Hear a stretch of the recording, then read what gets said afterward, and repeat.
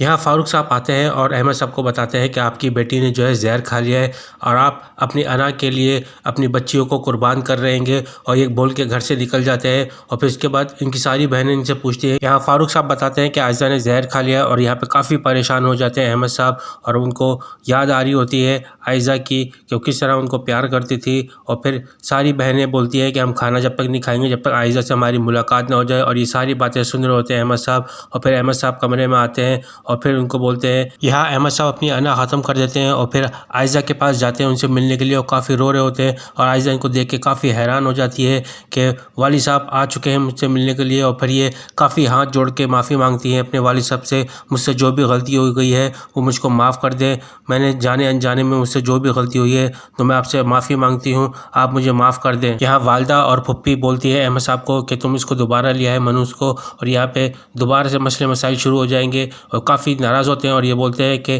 क्या करूँ, मैं इनको मार दूँ या खुद मर जाऊँ। यहाँ ये कॉलेज से आ रही होती हैं और उनका रिक्शा ख़राब हो जाता है, तो दानिश इनको लिफ्ट देते हैं। और फिर उसके बाद घर पर आते हैं तो घर पे ये देखते हैं आयशा को, आयशा छत पे होती हैं और ये गुस्से में आ जाते हैं जब इनको देखते हैं कि फ़िज़ा इनके सामने आती है। और फिर फ़ौरन ये चले जाते हैं और उनको रोकने की कोशिश करती हैं फ़िज़ा, लेकिन वो रुकते नहीं हैं, गुस्से से वो चले जाते हैं। यहाँ फ़िज़ा घर में आ जाती हैं और यहाँ पे फुप्पी और वालदा इनको बोलती हैं कि तुमने ऐसा क्या बोला है कि वो चले गया, तुम खुद नहीं चाहती कि तुम यहाँ से जाओ। यहाँ आयशा को पता नहीं होता है कि दानिश आया था, और ये बात करती हैं कि हम कॉलेज से आ रहे थे, हमारा रिक्शा ख़राब हो गया था तो दानिश ने हमें यहाँ पे ड्रॉप किया है। और उसके बाद फिर दानिश घर पे जाते हैं और घर वालों को बताते हैं कि आयशा तो घर पे ही थी, इन्होंने हमारे साथ धोखा किया है, आयशा घर में थी, इनका प्लान था और हमसे छुपाया गया ये। यहाँ फुप्पी ने अहमद साहब को कॉल करके बोल दिया होता है कि दानिश इनको लेने के लिए आए, और फ़ौरन ये भाग कर घर पर आते हैं और फिर पूछते हैं फ़िज़ा से कि दानिश कहाँ पे।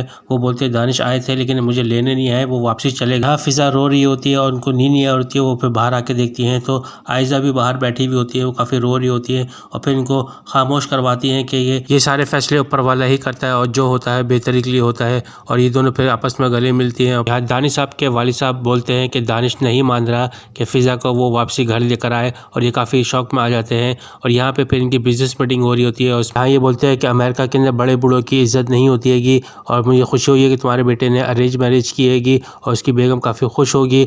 मैं तुम्हारे घर पर आऊँगा इसी हफ्ते खाने पे, तो तुम्हारी बेगम से भी मुलाकात हो जाएगी। और ये बोलते हैं हाँ ठीक है आप आइएगा। और यहाँ पे काफ़ी गुस्से से देख रहे होते हैं दानिश। यहाँ 10वें एपिसोड में दिखाया जाएगा कि दानिश के घर वाले सारे बैठ जाते हैं और बात कर रहे होते हैं एक दूसरे से कि अब किसी भी तरह से फ़िज़ा को घर पे लाना होगा, क्योंकि हमारी जो बिज़नेस मीटिंग चल रही है और वो चाहते हैं कि मैं इनके घर पर आके खाना खाऊं। तो अगर फ़िज़ा यहाँ पे नहीं होगी तो उनको काफ़ी अजीब सा लगेगा, और वो काफ़ी पाकिस्तानी ख्याल रखते हैंगे, तो लाजमी है कि हमें फ़िज़ा को यहाँ पे लाना होगा। अब दानिश के घर वाले फ़िज़ा को लेने आएंगे लाजमी, क्योंकि उनकी बिज़नेस मीटिंग ख़राब ना हो जाए, इसी वजह से अब इनको लाना पड़ेगा फ़िज़ा को घर पे। और फ़िज़ा के पास भी यही चाह रहा है कि वो घर पे जाए इनके और सब लोगों के दिल जीते। तो क्या इनके दिल जीत पाएगी फ़िज़ा? ऐसी और भी अपडेट आपको मिलती रहेगी, तो प्लीज़ वीडियो लाइक कीजिए, सब्सक्राइब कीजिए।